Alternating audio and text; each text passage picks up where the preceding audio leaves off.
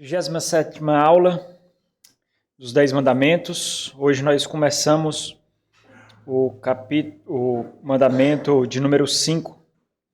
Hoje essa parte ela servirá só de introdução, fundamentação, para a gente compreender quando formos fazer adequadamente a exposição do mandamento na Antiga Aliança e da Nova Aliança. Nós já passamos toda a fundamentação, assim, muito importante, toda a fundamentação para entender a segunda parte de exposição e aplicação. O que é que nós já vimos aqui sobre o primeiro mandamento? Ele define e determina o único que deve ser adorado, quem é o alvo da nossa confiança. Esse é um aspecto que tem sido não observado, né? Confessar Deus como único Senhor significa confiar nele, então é um antídoto para a ansiedade.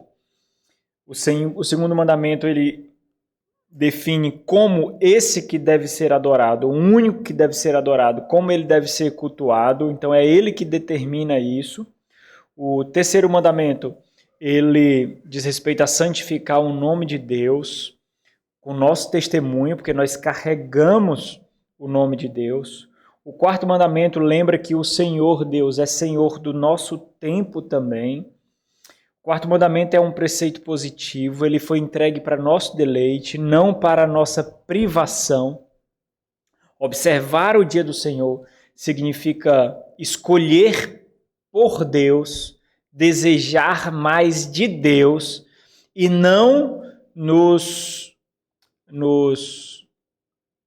sermos cerceados das coisas do mundo. Nós observamos justamente isso.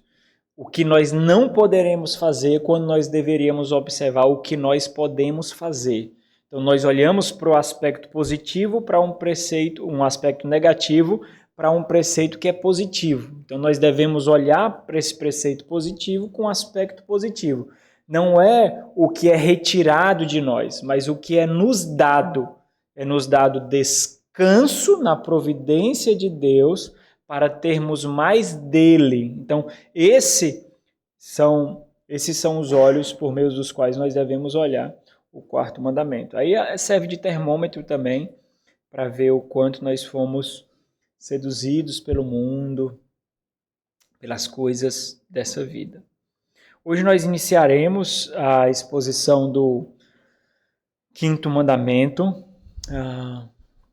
Nós iniciamos a segunda tábua, né? Com o quinto mandamento. Isso aqui vai servir de fundamentação para a gente entender adequadamente tanto a primeira tábua, que são os 4 primeiros mandamentos, como a segunda tábua, que são os outros 6 mandamentos, que já mostram outro aspecto. É muito importante porque aqui a gente vai estabelecer as bases para a gente entender que o mandamento não diz respeito somente a pai e mãe, né? Talvez aquilo que eu falei já algumas vezes e agora pela manhã no culto matutino, a grande dificuldade nossa é porque nós somos, sabe a parábola daquele mordomo infiel, em que ele é muito hábil, muito sagaz, e aí o Senhor usa a figura dele por causa da sua sagacidade, por causa da sua intencionalidade, da sua esperteza, e o Senhor usa ele para nos exortar, e a gente fica até assim, como é que pode? O Senhor usa o exemplo de uma pessoa perversa para exibir, para expor a nossa falta de intencionalidade, a nossa falta de entendimento, né? Então nós devemos ser sagazes como as serpentes, mas prudentes como as pombas. Então um equilíbrio aí. Então, nós somos muito audaciosos para as coisas desse presente mundo, mas muito tímidos para as coisas de Deus. E aí, por exemplo, mandamentos como esse, que diz respeito a principalmente pai e mãe, eles perdem um significado porque nós não conseguimos raciocinar mais com tanta substância o que ele significa, né? É só pai e mãe, que isso tem a ver com a relação com Deus e com o próximo de uma forma geral, né? Então essa vai ser a fundamentação para a gente entender adequadamente o quinto mandamento. A primeira entrega da lei, Êxodo capítulo 20, versículo 12, o mandamento diz assim: honra teu pai e tua mãe.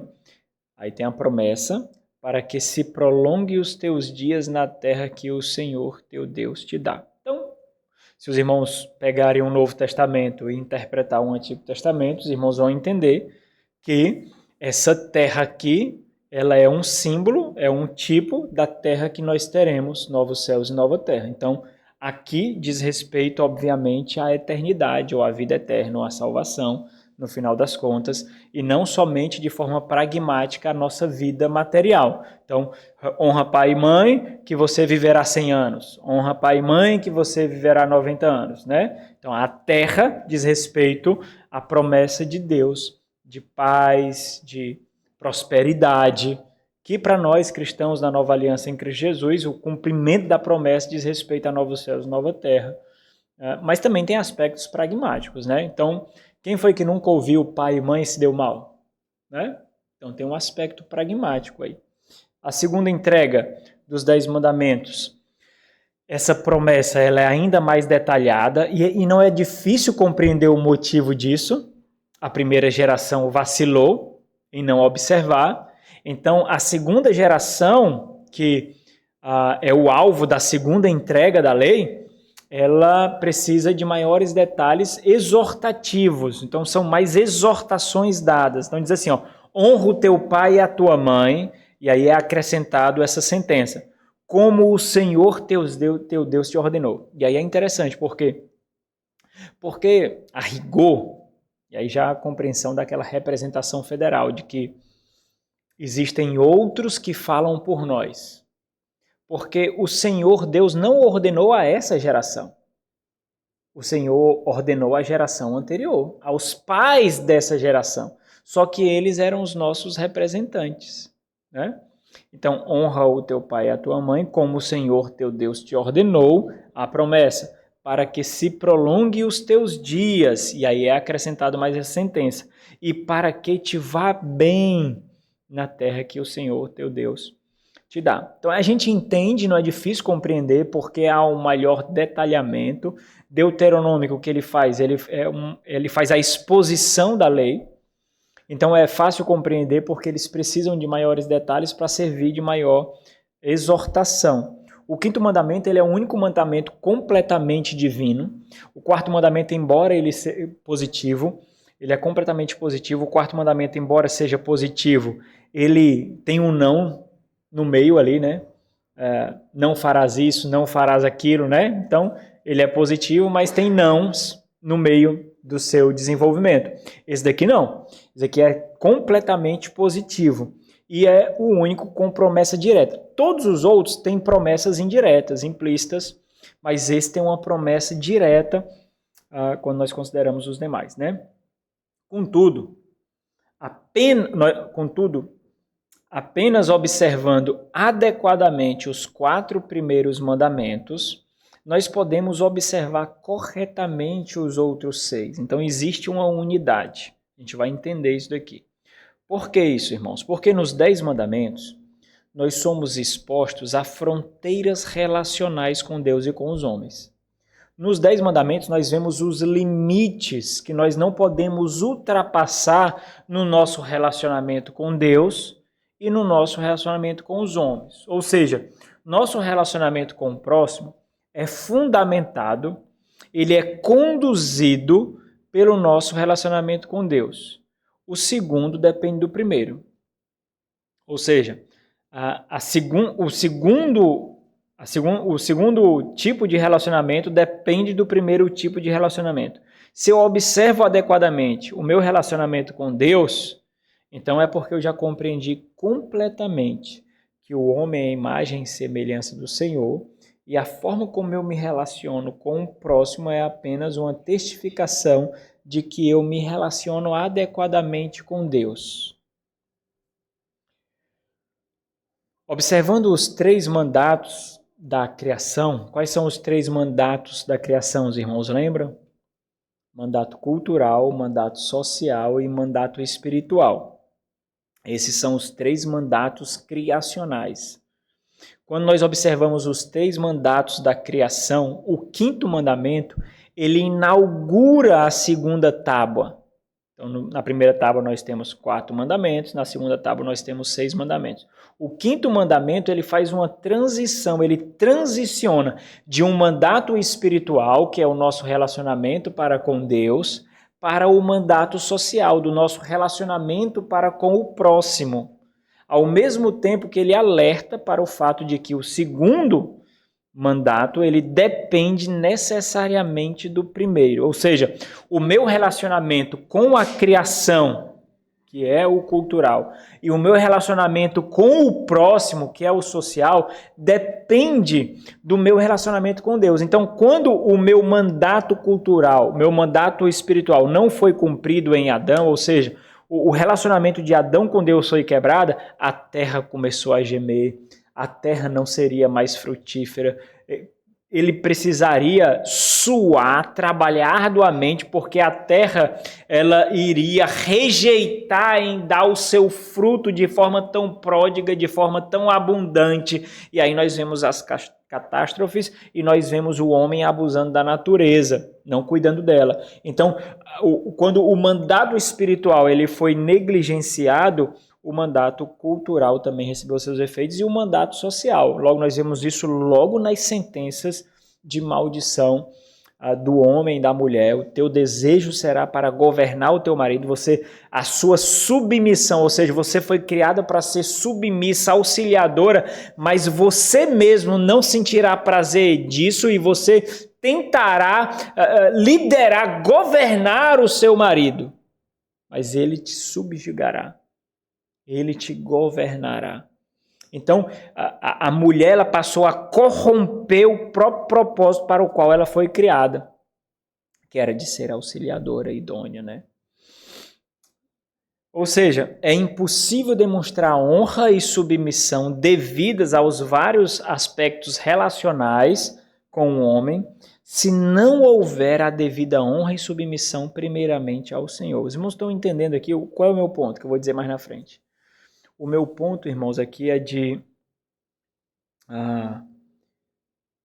que a segunda tábua, ela diz respeito à evidência daquilo que nós cremos.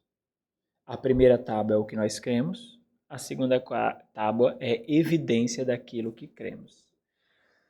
Não por acaso, inaugurando os vários aspectos da nossa relação com o próximo, isso é importante, porque os filhos pecam muito com isso daqui, viu?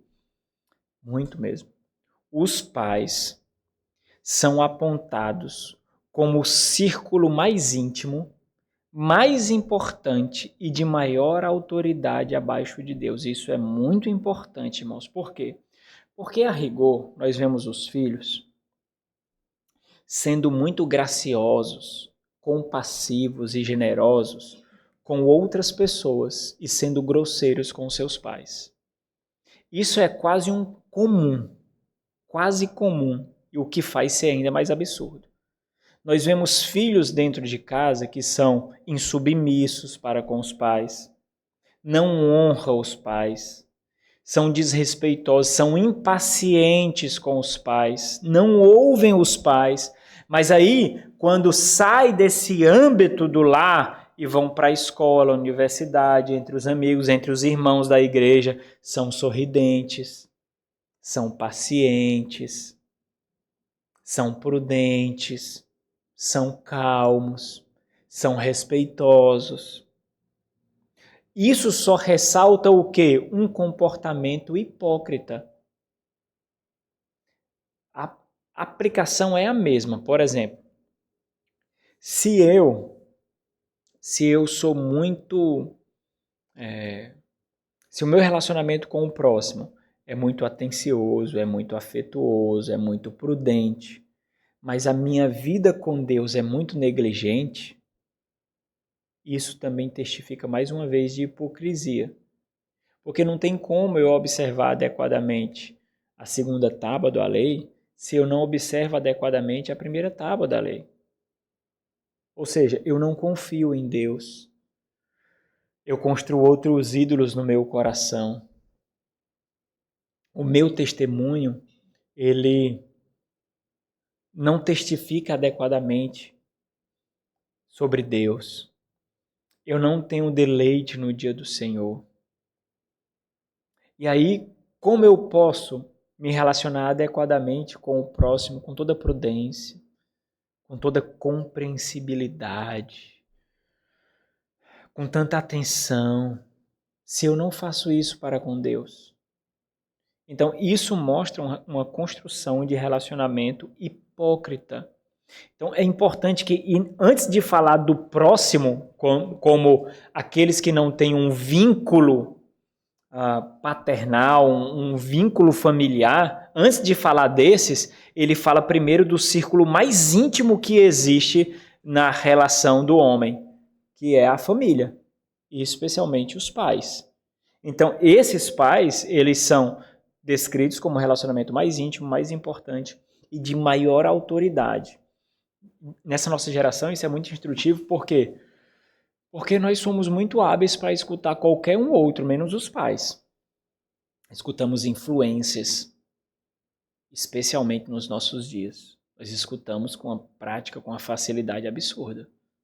Por quê? Porque nós os consideramos mais sábios, mais inteligentes. Eles sabem falar adequadamente. E os pais são brutos, são ignorantes, não entendem. Ou seja, nesse âmbito, primeiramente a honra é devida aos pais e somente depois àqueles a quem eles representam. Então, eles são um tipo de qualquer outra autoridade. Se eu honro o meu pai e a minha mãe, eu estou sendo ensinado sobre como deve ser minha postura diante de autoridades. Então, quando nós vemos filhos desobedientes, filhos desrespeitosos, filhos que respondem aos adultos, filhos que não reconhecem a autoridade, isso só é sinal do relacionamento que ele tem com os pais. Com os pais, eles vivenciam a mesma coisa. Porque se a figura dos pais fossem para ele um exemplo, um ensino de que sempre eles terão alguém sobre eles. Sempre. Na nossa vida é assim. Sempre nós teremos alguém com maior autoridade sobre nós. Sempre. Independente do que nós fazemos, da função que nós exercemos, sempre terá alguém de maior autoridade sobre nós. Então, para que eu seja uma autoridade piedosa, eu tenho que reconhecer autoridades de forma piedosa.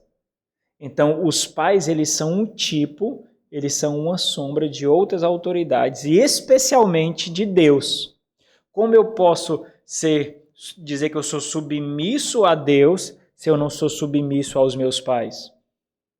E aí nós nem aplicamos ainda aqui, nós vamos aplicar as outras autoridades aqui que eles representam, né? Então, compreendendo ainda assim que tudo é apenas resultado da nossa submissão ao Senhor. E aí é importante porque quando a gente chega... No Antigo Testamento nós vemos muito isso, mas no Novo Testamento isso é aplicado de uma forma ainda mais clara, mais evidente. O fato de nós sermos submissos às autoridades por causa do Senhor. Porque no antigo Israel, as autoridades eram a autoridade do povo. Então era a autoridade do povo de Deus. Eles não deveriam ser submissos às autoridades assírias, às autoridades babilônicas, às autoridades egípcias. Eles não deveriam ser submissos a essas autoridades, porque essas eram autoridades inteiramente pagãs que não respeitavam as leis do Senhor, os mandatos do Senhor, e eles saíam daquela teocracia. Na Igreja do Senhor nós não vivemos mais uma teocracia. E aí alargou o fato de que essas autoridades, aquelas também, mas de forma ainda muito mais expressiva, essas autoridades elas foram constituídas por Deus, e o fato de nós sermos submissas a elas é uma evidência de que nós descansamos na providência de vida, na providência divina e no senhorio de Cristo em nos sustentar apesar disso. Então, quando nós chegamos no Novo Testamento, isso é ainda mais gritante, porque nós observamos assim, ó, como o Tiago pregou, independente de vocês terem líderes piedosos ou não, sejam submissos. porque vai ser uma testificação de que vocês estão descansando, repousando no Senhor. Claro que isso tem um limite, a gente vai ver, né? Mas eu quero focar primeiramente aqui nos pais. A honra, presta atenção nisso, ó. Isso aqui é muito importante. Isso aqui é pra você notar, botar no seu quarto, botar na frente do espelho, para você entender isso daqui. Existe um valor a ser pago aos pais, é esse valor aqui. A honra é o pagamento devido, o pagamento bíblico digno que os filhos devem aos pais. A honra é a retribuição bíblica digna que os filhos devem aos pais. Então, por que os filhos devem honrar os pais? Porque eles são pais. Acabou-se. Pronto, acabou. Por que os filhos devem submissão aos pais? Porque eles são pais. Acabou. Não tem maior argumentação. Porque eles são autoridades sobre você. Simples assim. Acabou. Simples. Não tem reticência, não tem uma vírgula, não tem uma sentença explicativa, não tem uma argumentação. Como é que nós honramos os pais, irmãos? Ouvindo e nos submetendo. Não é colocado sobre você, filho, a prerrogativa de considerar se seu pai está certo ou errado, de avaliar se ele está certo ou errado. Você não deve pautar isso. Você escuta e honra. Honra como? Se submetendo. Não importa se ele não falou da forma como você acha que ele deve falar, se eles não usaram as palavras que você acha que ele deve usar, não importa. Não importa se você acha que não é tão inteligente quanto você, não tão sábio quanto você, não importa. Você não é colocado no critério de julgar a sabedoria dos seus pais, o discernimento dos seus pais, o entendimento dos seus pais, a prudência dos seus pais. Não existe nenhuma nota explicativa. O mandamento se resume a esse parágrafo, a esse versículo, é isso o mandamento. Eu não estou nem falando aqui do limite para a gente obedecer. Para não entrar no critério de você achar que esse limite para obedecer vai deixar você uma margem para julgar os seus pais. Você nunca é chamado a julgá-los. Você é chamado a submeter a eles. Não a julgar, a submeter. Simples assim. Então a honra é o pagamento. Se é o pagamento, é porque você deve a eles. Você deve. A honra é o pagamento bíblico digno que os filhos devem aos pais. Se você não dá isso aos seus pais, você está em débito com eles. Você tem uma dívida com eles. Então entenda isso aqui, irmãos, por favor. É muito importante. Isso aqui é a base, a gente tem que entender. Se você não honra os seus pais, cala a boca, porque você não honra o Senhor. Pode ficar calado com a sua conversa piedosa. Eu amo o Senhor. Mentira, hipócrita. Mentira. Mentira. Não ama. Você não ama. É hipocrisia, é falsidade, é mentira. Porque é Deus que manda você honrar. Então como é que você diz que ama a Deus se você desonra a ordem dele e mandar você honrar os pais? Como é que pode? Não faz sentido. Então você não pode amar um pai idealizado, uma mãe idealizada. Ah, se a minha mãe fosse igual à mãe da irmã tal. Ah, se meu pai fosse igual ao pai do irmão tal. Você tem que honrar o seu pai e a sua mãe que Deus lhe deu. É isso que você deve fazer, como uma evidência de que você honra o Senhor. Ou então Deus foi um tolo, lhe deu os pais errados. Deus não foi sábio, lhe deu os pais errados. Porque você está num nível muito superior dos pais que você tem. Então entenda, ó. Eu sei que nesse âmbito aqui, muitos e muitos filhos gostam de ir logo lá para o limite, né?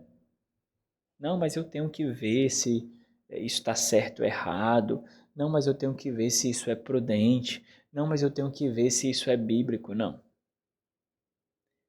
E você não é chamado a isso no primeiro momento. Esse não deve ser o seu pressuposto primário. Não deve ser. Quer dizer, você já fica com essa peneira na cabeça para avaliar. Esse não deve ser. A sua disposição primária e intensa deve ser a de submeter. Ouvir e submeter. Então, honra, ela é materializada na submissão. Honra não é só uma palavra que eu dou. Honra, sabe, por exemplo, olha as hipocrisias que nós construímos. Nós passamos todos os dias com comportamento insubmisso, subversivo aos pais. Aí no dia do aniversário nós fazemos uma postagem maravilhosa. Rapaz, eu tenho raiva disso. Quanto mais eu conheço, aí mais eu tenho raiva mesmo. Fico com raiva mesmo. Raiva. A vontade de botar um alto-falante gigante, dizer hipócrita, hipócrita, hipócrita, hipócrita. Isso não é honra, irmãos. Isso não é honra. Isso é um pedido de desculpa. Sabia? É um pedido de desculpa, isso. Não é honra. É que você não tem coragem de pedir desculpa pessoalmente, aí você quer honrar com aquelas palavras. Pronto. Isso é um peso na consciência que você tem. Aí você expressa dessa forma. Honra é dia a dia. É pelo fato do pai ser pai, da mãe ser mãe. Honra, você não mede escolaridade. Meu pai só fez até a 5ª série e não terminou. Você não mede os pais pela escolaridade que ele tem, pela cultura, se é letrado. Você não mede por isso. Pela roupa que veste.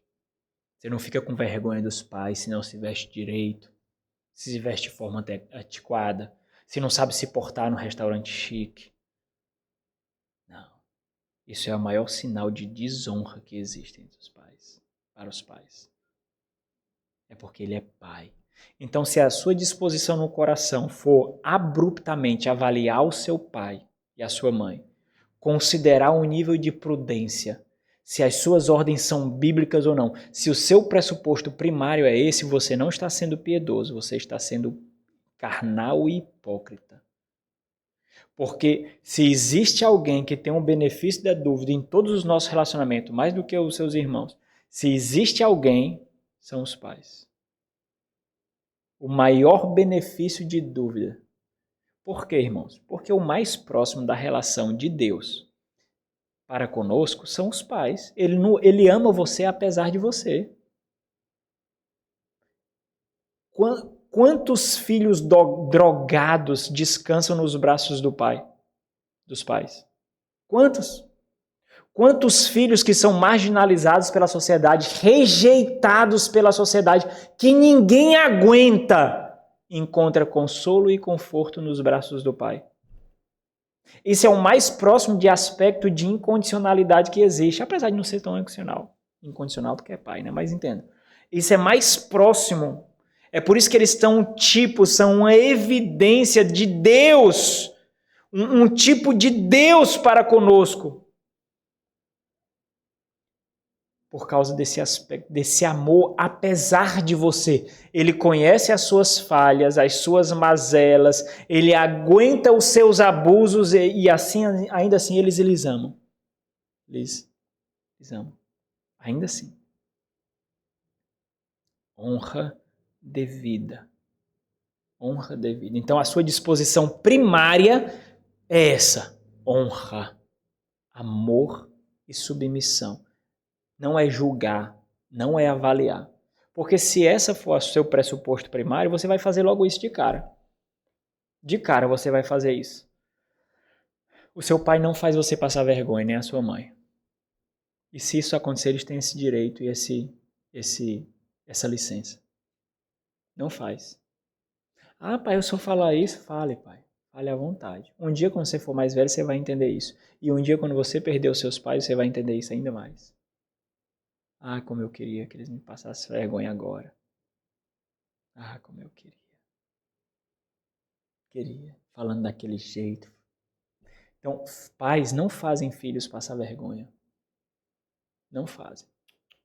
Sabe, acaba com essa imagem, esse discurso que uma juventude atribuiu aos pais de serem retrógradas, de serem antiquados, de fazer os filhos passar vergonha. Para com isso. Isso é muito sedução de sessão da tarde da Globo.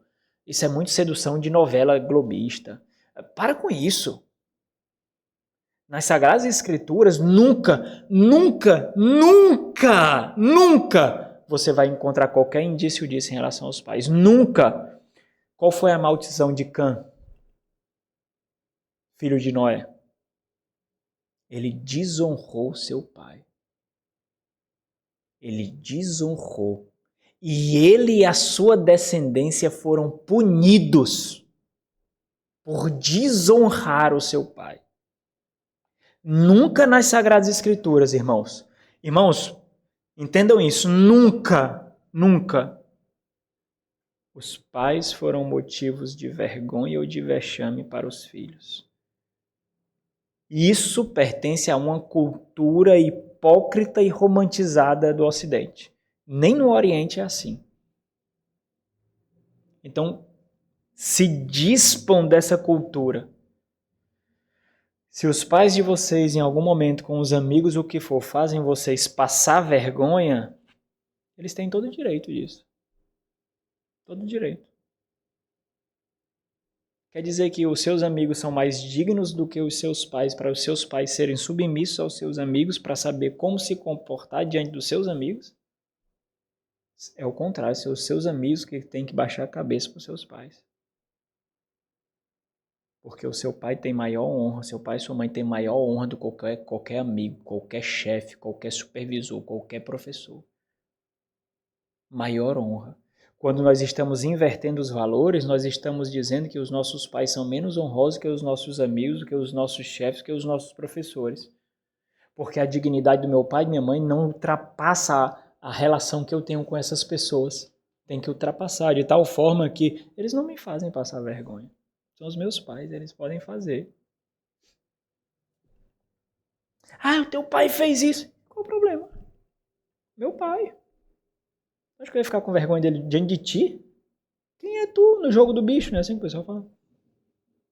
Meu pai, meu irmão. É meu pai, minha mãe. Você não chega nem aos pés deles. Passa longe deles. Então essa cultura de vergonha, sabe? É uma cultura que nutre a construção de imagens fictícias e hipócritas. Então, não seja engolido por essa cultura, meus irmãos. Os pais de vocês nunca fazem vocês passar vergonha. Os pais de vocês, para estarem errados, têm que caminhar uma légua com vocês. A disposição primária de vocês não é de avaliar os seus pais. Vocês não são chamados para serem julgadores dos seus pais. Vocês são chamados a se submeterem aos seus pais. Então esse é o pressuposto. Tá bom? Vamos considerar novamente a relação e progresso da primeira para a segunda tábua. Então existe uma relação de progresso e de intimidade da primeira e da segunda tábua dos 10 mandamentos. É uma compreensão fundamental. Na verdade, é uma relação de crença e evidência. Então, se eu creio, eu evidencio. Se eu evidencio da forma diferente que eu creio, eu estou sendo hipócrita. Se eu creio de um jeito e evidencio de outro, eu estou sendo desleal, falso e carnal. Ou seja, se eu creio na primeira tábua, que são os 4 primeiros mandamentos, portanto, me submeto a eles, então evidenciarei tal submissão observando a segunda tábua. Apesar de ser uma dinâmica amplamente negligenciada pelo nosso povo, especialmente nos nossos dias, essa relação de dependência entre a primeira e a segunda tábuas dos 10 mandamentos não é uma formulação teológica que depende de uma hermenêutica particular, embora não houvesse problema se assim fosse. O que é que eu estou dizendo? Pastor, o senhor está fazendo essa interpretação porque a nossa igreja é aliancista. Nós somos pactualistas. Não, pastor, é porque eu conheço fulano de tal que é dispensacionalista, então ele não faz esse tipo de interpretação. Não tem nada a ver com isso, irmãos.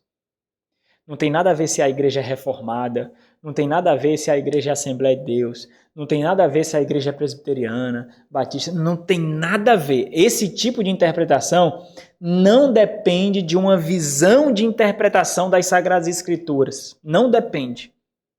Isso aqui é a coisa mais simples que existe ao observar as Sagradas Escrituras. Na verdade, essa é uma relação de lei natural, em que mesmo os ímpios sabem que tem que honrar pai e mãe. Você não precisa de uma revelação especial. Isso diz respeito ao entendimento de que você está debaixo de autoridades. Isso diz respeito a uma lei da natureza. Então, não tem nada a ver de que, pastor, é porque nós confessamos a confissão batista. Pastor, porque nós somos uma igreja cuja interpretação das Sagradas Escrituras é por meio de alianças, né? Deus se relaciona com o povo por meio de aliança. Não tem nada a ver com isso. Aqui é a leitura mais simples e mais sóbria, tranquila das Sagradas Escrituras. Não precisa ser doutor para chegar a essa conclusão, não precisa fazer um seminário, não precisa ler um livro para chegar a essa conclusão, só precisa ler o livro, né?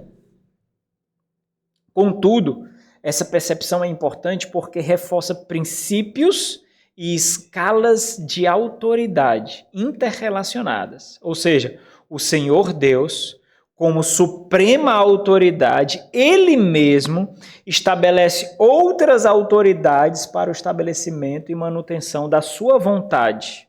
Vamos abrir aí Isaías 49, versículo 23. Isaías, quem encontrar lê.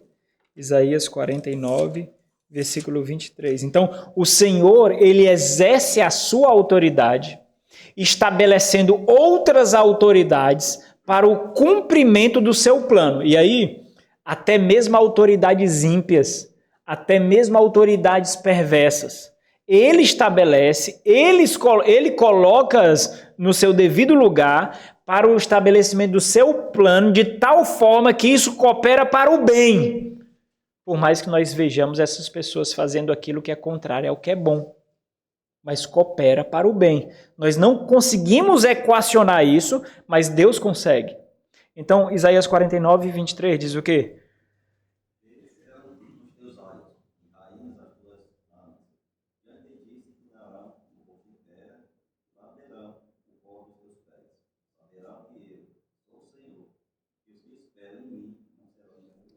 O Senhor estabelece esses reis, por mais que eles sejam ímpios, déspotas, tiranos, injustos, Deus os estabelece para que eles reconheçam o Senhor. Então, entenda, autoridades são estabelecidas por Deus, independente do nosso crivo, ou para o benefício do povo ou para o juízo do povo, mas são estabelecidos por Deus. Tem um ditado popular, né, que diz assim: o povo tem o líder que merece. O povo tem os políticos que merecem. Nós fazemos as escolhas segundo a nossa imagem e semelhança, nós teremos líderes segundo a nossa imagem e semelhança. Pronto. Isso é essa máxima, né? Então, logo, honra e submissão são evidências de que fé. Aqui já é uma interpretação indo para o Novo Testamento, né? Então, independente da tirania, nós confiamos no Senhor. São evidências de fé, devoção, temor, confiança em Deus. Na verdade, essa relação ela é assumida, claramente observada, explicada e aplicada nas Sagradas Escrituras, de que as autoridades são estabelecidas por Deus e nós obedecemos às autoridades porque obedecemos a Deus. Na verdade, a relação primária é assumida em que a segunda tábua dos 10 mandamentos, elas só são observadas por causa da submissão da primeira tábua. Então, se eu não respeito o meu próximo, se eu não honro o meu próximo, isso é apenas resultado de eu não respeitar, não me submeter e não honrar o meu próprio Senhor. Ó, em Levítico aqui, Levítico 19, 1 a 4, ele mostra essa relação. Diz assim, ó, disse o Senhor a Moisés, fala a toda a congregação dos filhos de Israel e diz-lhes, santos sereis, aí vai dar motivo, né? Porque eu, o Senhor vosso Deus, sou santo. Ó, cada um respeitará o seu pai e a sua mãe e o seu pai, e guardará os meus sábados. Qual é o motivo? Eu sou o Senhor vosso Deus. Não vos virareis para os ídolos, nem vos farei deuses de fundição. Qual é o motivo? Eu sou o Senhor vosso Deus. Então, existe uma inter-relação, mas existe uma fundamentação em que observar os mandamentos, especialmente aplicando esse que inaugura a segunda tábua, significa, então, me submeter a Deus. Observe que o motivo de guardar o mandamento é o Senhor, não é outro.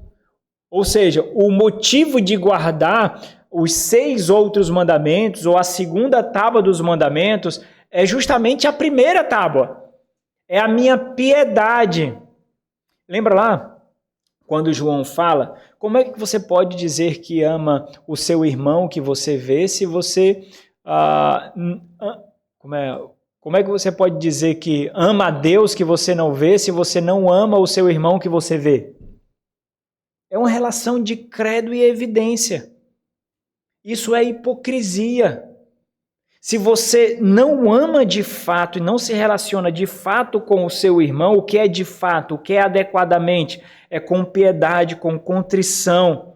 É só uma evidência de que você não faz isso com o Senhor. Agora, o que acontece? Por que é uma evidência? É importante entender por que é uma evidência. Porque quando eu digo que eu amo a Deus, parece algo muito subjetivo. É muito imaterial, é muito abstrato. Eu preciso evidenciar isso, eu preciso testemunhar isso. Imagine como o Senhor Jesus, ele expôs a hipocrisia dos mestres da lei, dos fariseus, dos escribas. Como ele fez isso? Ele começou a pegar as próprias Sagradas Escrituras, a própria lei de Deus, e colocou diante deles, e a própria lei os acusou.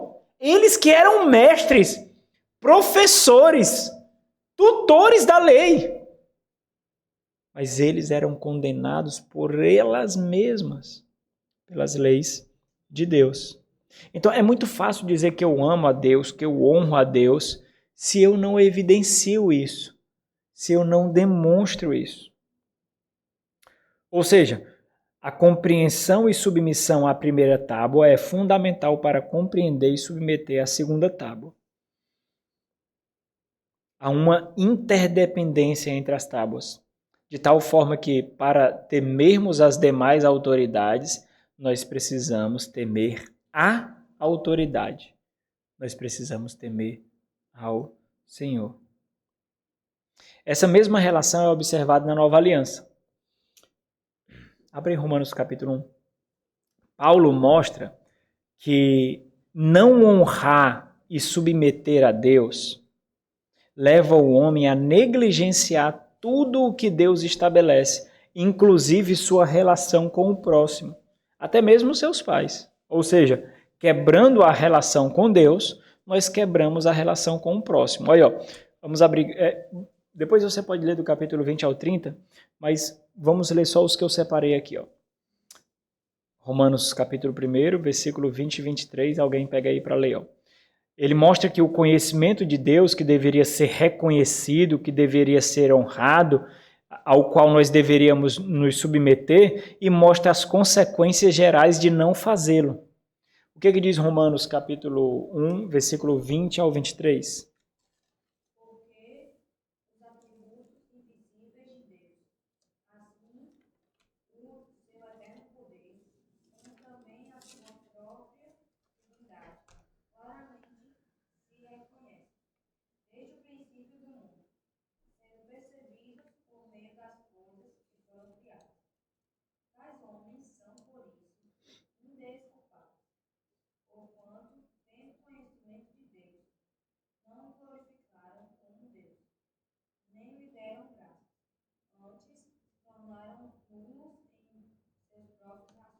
Bom, tá aqui até o versículo 21, né?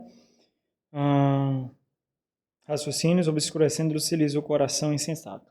Fica aí, Samuel, tu vai ver já o resto. Então, observa aqui, ó. Eles não reconhecem a Deus. Eles não se submetem ao conhecimento de Deus que está aí, latente e visível para se submeter. Aí, quais são as consequências disso? Pode ler. Inculcando-se por sábios.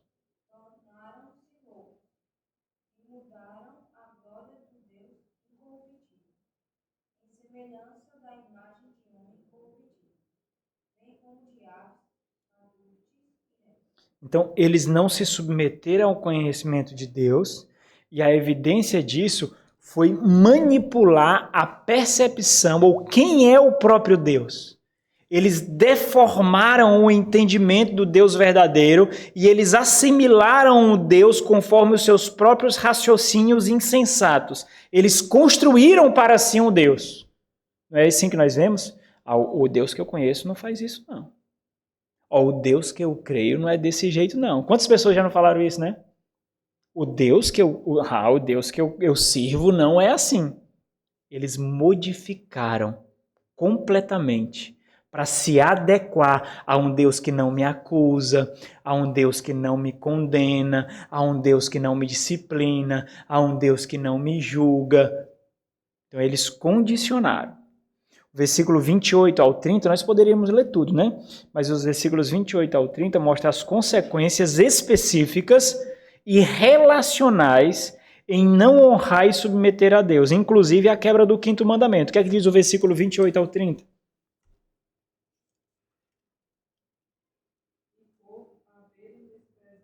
Olha o motivo, ó. A primeira tábua. E por haverem desprezado o que, irmão?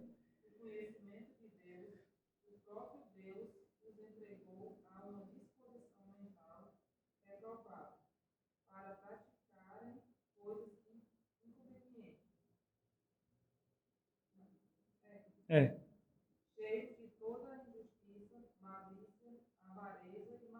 Ó, aqui o seguinte, Deus está tirando a graça deles. O limitador deles. Se Deus tirar esse limitador de nós vamos ser estupradores, assassinos, pedófilos, imorais. Nós vamos acabar com a gente. O que nos impede de fazer isso, o que nos separa de Hitler, Mao Tse-tung, Che Guevara, Lula, o que nos separa deles, é só a graça de Deus. Só a graça de Deus.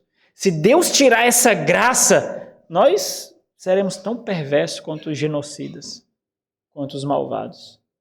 Aí Deus tirou. Aí vocês desprezaram Deus? Pois vocês vão ver o que é ser desprezado por Deus. Vou tirar o meu limitador. Porque enquanto nós temos esse limitador, nós achamos que nem precisamos. Nós achamos que podemos ser bons por nós. Não é isso que nós fazemos? Olha, fulano, nós achamos que pode ser bons, nós podemos ser bons, é tanto que nós nos comparamos com pessoas piores do que nós. Nós nunca nos comparamos a Deus, nós nunca nos comparamos a Jesus. Ninguém diz assim, ó, olha, eu sou tão mal porque olha Jesus, olha Paulo, olha... Não, porque isso nos diminui. Nós nos comparamos com o nosso vizinho que é perverso, com um colega de trabalho que é antiético, nós nos comparamos com pessoas piores do que nós. Então nós achamos que não precisamos do limitador de Deus, porque o próprio fato do Senhor nos limitar disso significa que nós não os experimentamos. E se nós não os experimentamos, então nós achamos que nós mesmos conseguimos. Aí Deus disse, peraí, o que é os entregar? Os entregar é simplesmente o Senhor não agir. O se entregar não é o Senhor agir para causar dureza. O se entregar é simplesmente o Senhor não agir. É simplesmente o Senhor não fazer nada. Aí o que aqui diz o texto? O que foi que aconteceu? Não, versículo 29, novo. Ó. Deus entregou aí, ó, cheios de...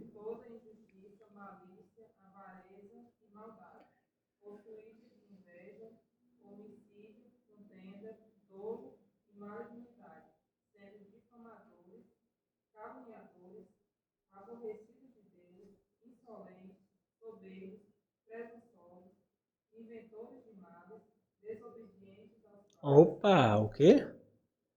Desobedientes aos pais. Olha aqui, meus irmãos, parece que está completamente perdido aqui, não parece não? Parece que está perdida essa sentença. Como é que diante de tanta desgraça e mazela aparece um desobediência aos pais? E o quanto os filhos são desobedientes aos pais? Pastor, é porque aquela palavra no grego significa... Não, é desobediente mesmo, irmãos. Desobediente mesmo. Aos pais. Olha, é um sinal de que a graça divina não está agindo em você.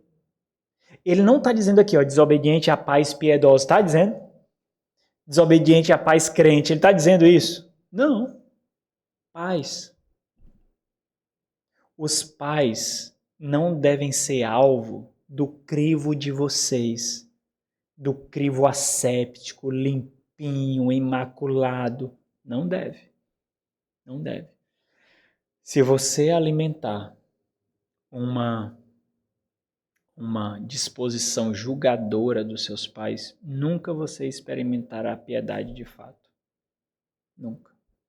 Nunca. Entenda, os meus pais são ímpios.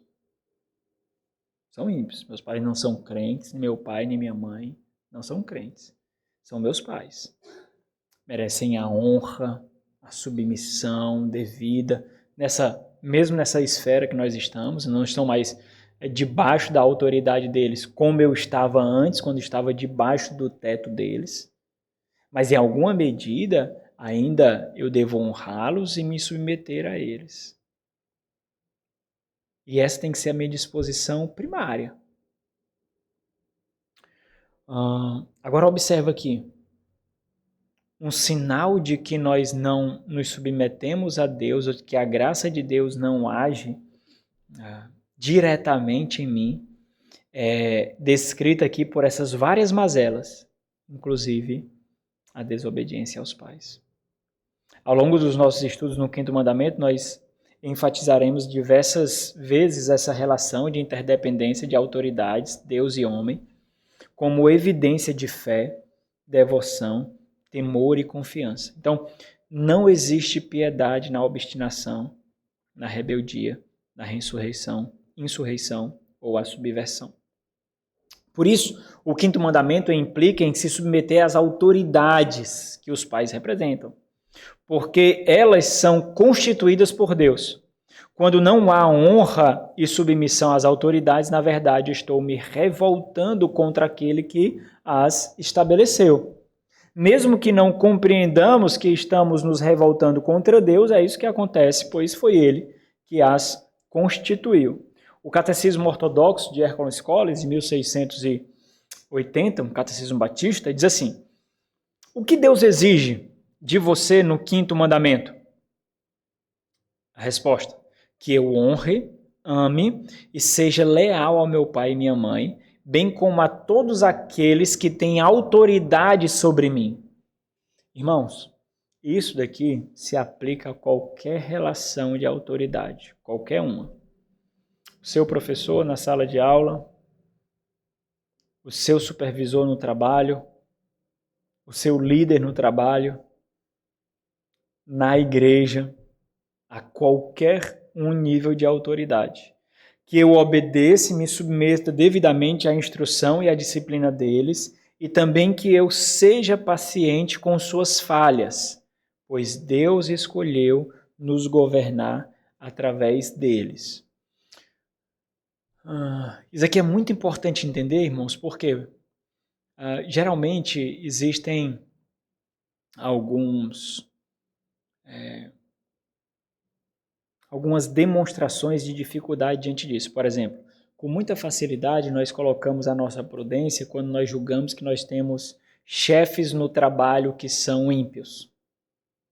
Só que muitas vezes, eles não estão pedindo para você fazer algo que é imoral, mas você não gosta da sua grosseria, você não gosta porque acha que ele está pegando no seu pé, você não gosta porque considera que a forma como eles falam é muito grosseira, a forma como ele se expressa é muito rude. E aí, quando isso acontece, você se acha no direito de não se submeter a ele. Você não tem essa licença. Você tem os líderes que Deus lhe deu. Não importa como eles são. Você não pode ser submisso a um líder segundo o seu ideal. Se o meu líder fosse assim, eu me submeteria a ele. Entenda, talvez você não consiga atingir isso. Sabe o que qualquer dia a gente vai refletir sobre isso, que eu acho que a gente é muito ignorante quanto a isso. A gente acha que nós somos um ser dividido em partes, sabe? Tem o material e o imaterial, tem o espiritual e o mundano. Sabe, a gente aprendeu a falar isso. É o secular, né? Você escuta música secular, secular. A gente aprendeu a falar isso como se houvesse um divórcio de quem nós somos. Nós somos um ser integral, irmãos. Vocês acham que essas aplicações não são feitas por nós? Por quê? Porque nós não conseguimos equacionar isso por causa da nossa negligência em raciocinar isso.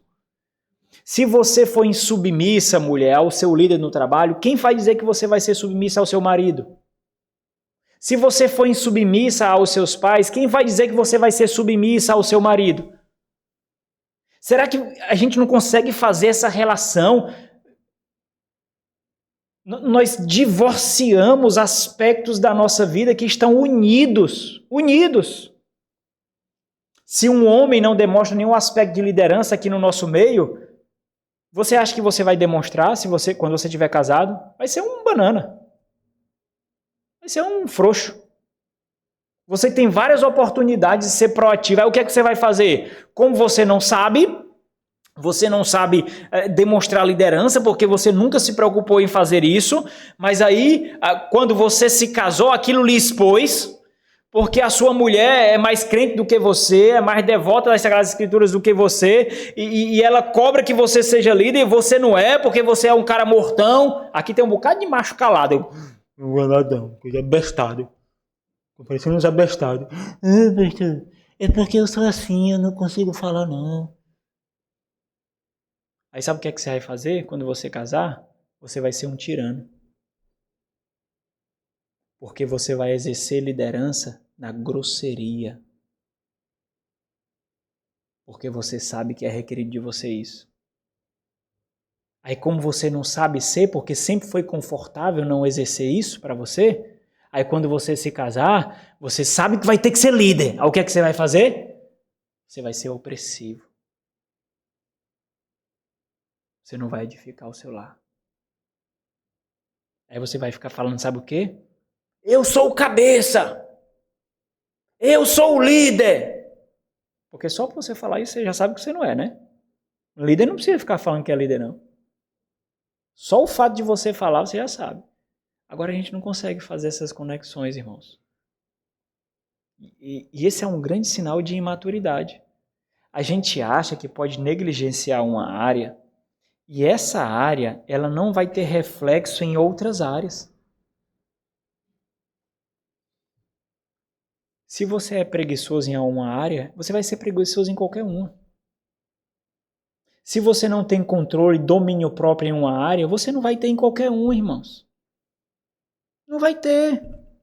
A gente não consegue fazer esse raciocínio. E é um raciocínio feito pelas próprias Sagradas Escrituras. É porque eu tento e não consigo. Pronto. Com os meus filhos lá em casa, eles vacilam. Filho de pastor sofre. Olha para os meus filhos, irmão, porque filho de pastor desenvolve um bocado de trauma, só pode, porque os bichos sofrem, né? Fez não sei o quê. Por que você fez isso? Não, é que eu não consegui. De quem é essa mão? Minha. Quem é que manda nela? Eu. Ela mexe sozinha? Não.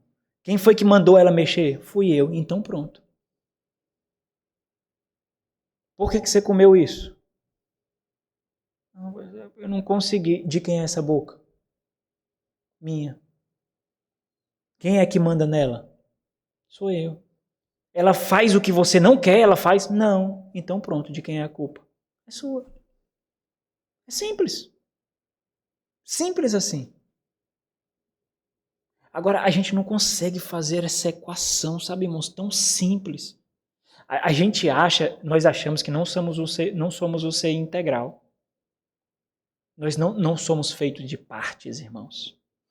Não existe partes em nós.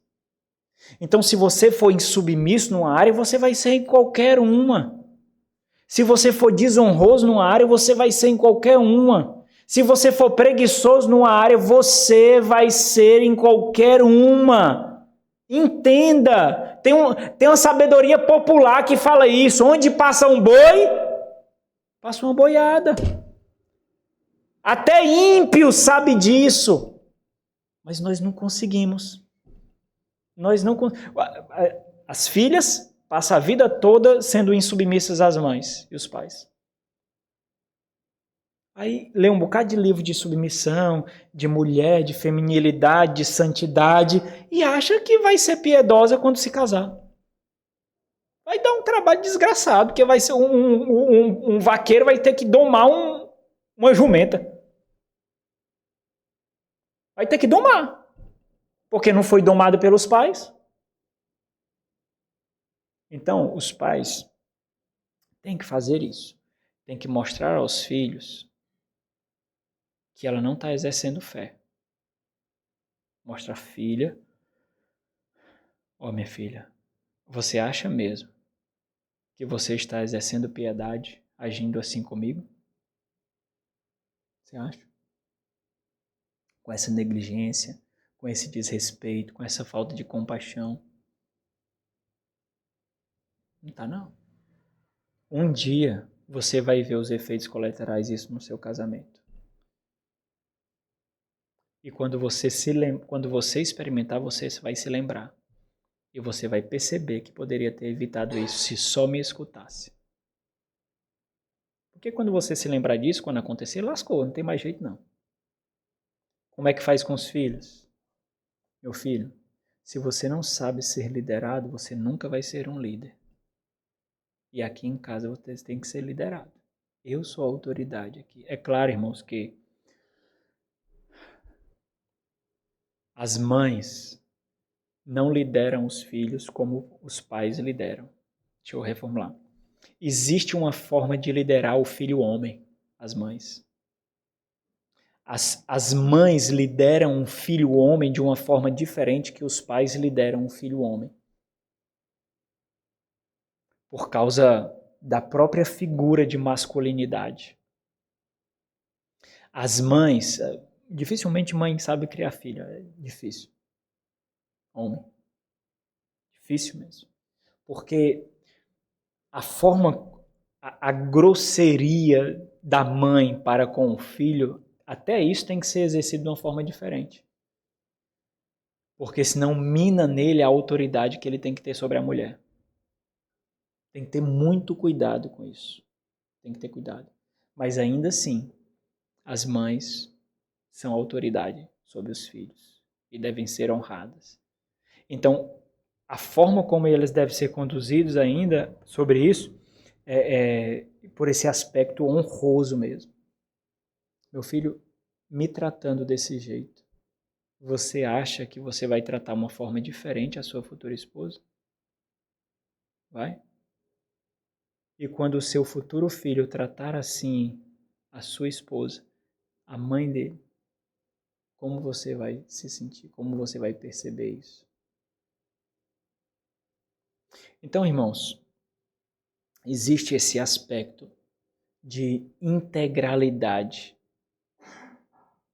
em que aquilo que nós nos submetemos em outras esferas é simplesmente por causa de uma esfera maior da nossa relação com Deus, é que nós desenvolvemos a nossa relação com o próximo. Não é segundo o nosso ideal. Não é segundo a gente acha mais prudente, mais sensato. Não é isso. Por isso que submeter às autoridades significa que Deus pleiteará a nossa causa. Por exemplo, você tem um patrão que você acha que ele persegue, um patrão que coloca muito trabalho para você, um patrão que você acha que ele é tirano demais com você. Até agora ele não cometeu nada antiético, mas você está sendo muito massacrado. Você tem que dizer o quê? Amém e confiar no Senhor, porque é o Senhor que pleiteará a sua causa. Agora o que é que acontece? Os filhos estão sendo criados numa redoma de cristal. E aí eles não conseguem ter um patrão duro, não. Não conseguem. Eles não conseguem ter um namoro acabado que querem tirar a vida já.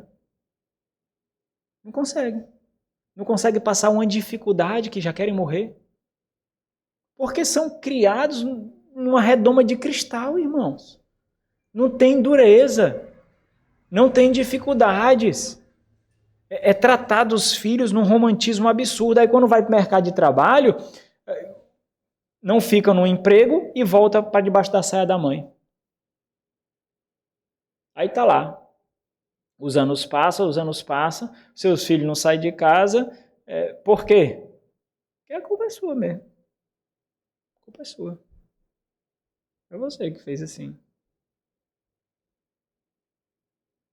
Então nós temos que entender essa relação de que aquilo que nós experimentamos em esferas menores, em outros contextos, respingará em toda a nossa realidade e é resultado da nossa experiência com o Senhor. Agora, evidentemente, compreendendo corretamente essa relação que nós enfatizamos, nós podemos discernir quando nós somos autorizados a não obedecer às autoridades humanas.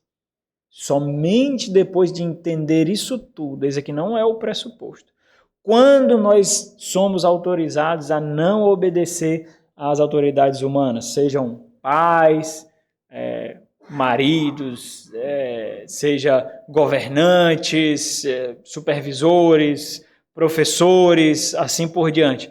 Óbvio que tem um limite. Só que nesse limite tem um grande cercado, né, irmão?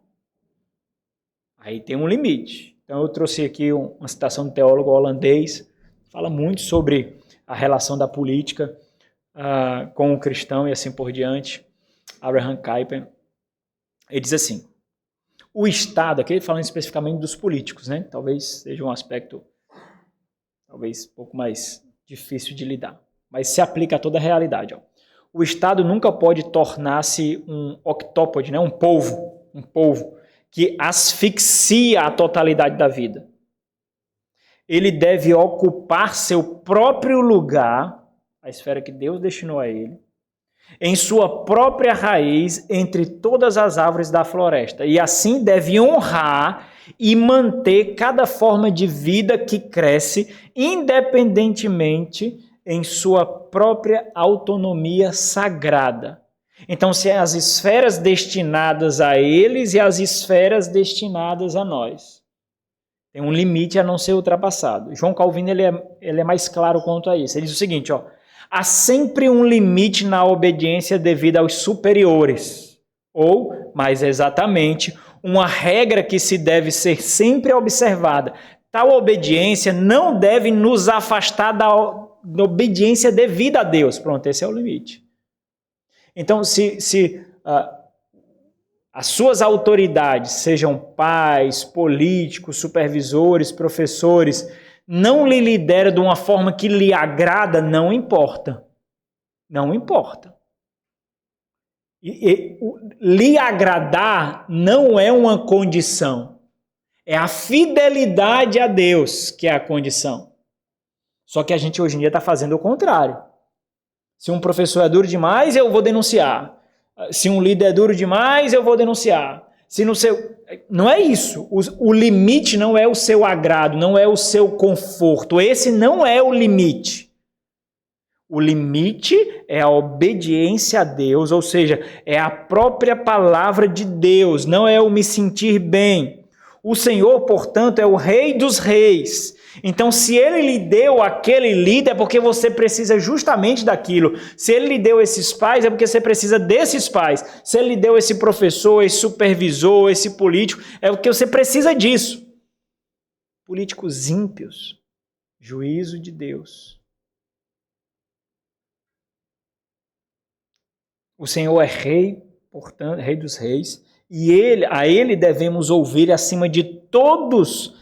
Tão logo abra a sua boca, de forma secundária, devemos estar sujeitos aos homens que têm preeminência sobre nós, mas somente sob a autoridade de Deus, ou seja, enquanto eles estão harmônicos com as leis de Deus, enquanto eles se harmonizam com os princípios de justiça de Deus, enquanto isso acontece, então nós os obedecemos, nos submetemos. para quando nós não nos submetermos, não seja uma característica antipática. É o seguinte, cara. Imaginei um líder falando assim, é o seguinte, ó. Você sempre foi insubmisso comigo. Sempre. Sempre você foi insubmisso. Você não queria receber as orientações, você não queria receber os ensinos que eu lhe dei. E agora você está fazendo a mesma coisa, só que agora você está fazendo você está dizendo que não faz porque isso vai contra a sua fé. Porque você é crente e você não pode fazer isso. Mas sempre você foi rude comigo, sempre você foi grosseiro, cara. Imagine um líder fazendo isso. Agora imagine o oposto. Independente da grosseria do seu líder, independente da grosseria dos seus pais, ou da forma que seus pais lhe dão, tudo, independente disso, você é submisso, você honra, você obedece. Só que em um determinado dia, ou os seus pais, ou os seus políticos, ou os seus supervisores, ou o seu professor, ou a sua escola, independente de quem seja, seu líder na igreja, independente de quem seja, eles lhe orientam a algo que vai contra a palavra de Deus. Por exemplo, se você for na política, sei lá, a legalização do aborto, acabar com propriedade privada, casamento homossexual, ideologia de gênero. Opa, isso daqui transcende partidos. Isso daqui transcende figuras políticas. Nós não podemos mais caminhar juntos. Nós não podemos mais nos submeter. A nossa submissão é condicionada à palavra, não é incondicional. Os seus pais, a mesma coisa. O marido, a mesma coisa. O líder do trabalho, a mesma coisa. O seguinte, ó. Faz isso daqui, ó. Faz isso daqui. Só que no lugar desse valor, você vai colocar outro valor. Aí você fecha. Opa. Não dá. Ó, quando alguém ligar para você, você vai falar isso, isso, isso.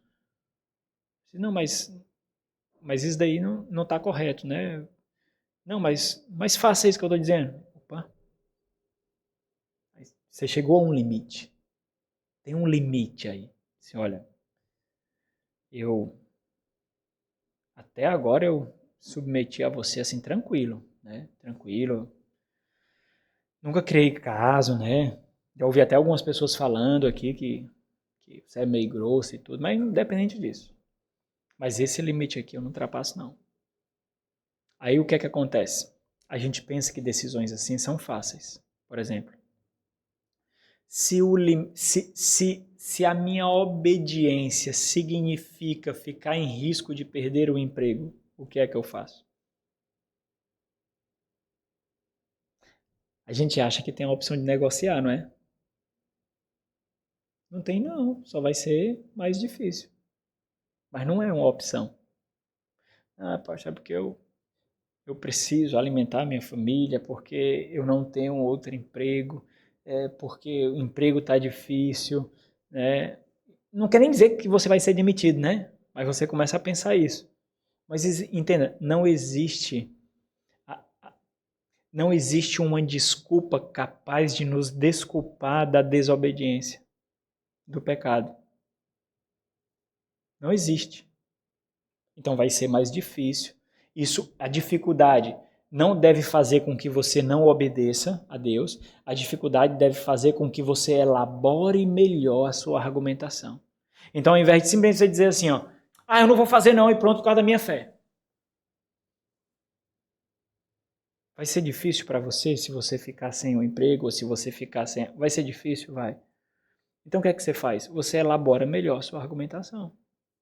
Você lida melhor com isso. Você trata da forma melhor em relação a isso. E aí você expõe que você se submete primeiramente a Deus e depois aos homens, né? O que isso que Pedro diz, né? Antes importa obedecer a Deus do que aos homens. É isso. Vamos orar e depois nós abrimos para perguntas se os irmãos tiverem. Nosso Deus, obrigado pelas tuas sagradas palavras, obrigado por nos conceder um tempo para estudá-las. Te louvamos por tão maravilhosa bondade. Suplicamos, ó Deus, que o Senhor nos ajude a aplicá-las em nossa vida. Por favor, Deus, que nós não as negligenciemos, que nós possamos, de fato, entender essa relação da nossa crença com como nós evidenciamos a nossa crença. Que possamos honrar aqueles que o Senhor nos deu para ser autoridade sobre nós. Em nome de Jesus.